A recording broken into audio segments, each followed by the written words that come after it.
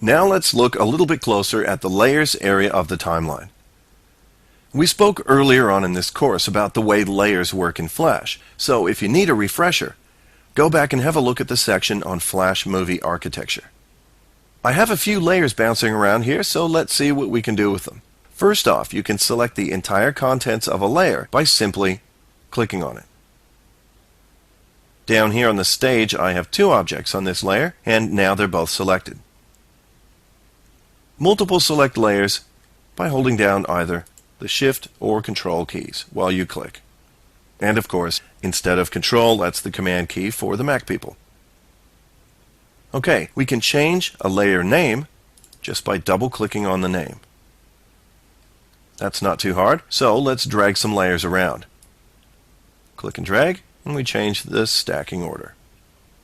Pretty straightforward. Let's put some inside a folder. Now we can collapse the folder, and suddenly we have more space available. Pretty cool.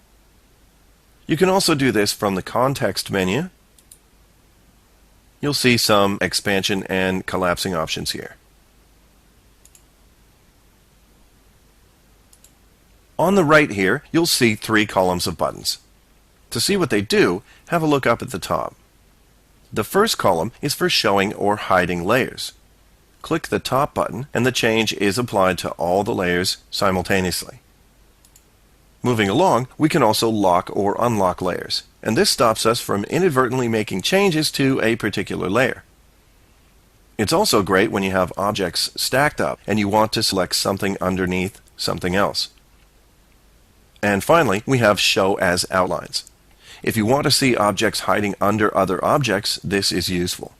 Also, it can speed up display performance on very complex documents.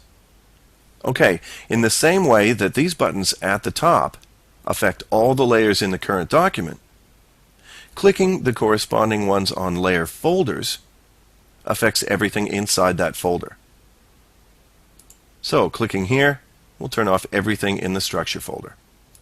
And the same thing with the lock and View as Outlines. Okay, to finish up this lesson, we also have some buttons down here at the bottom.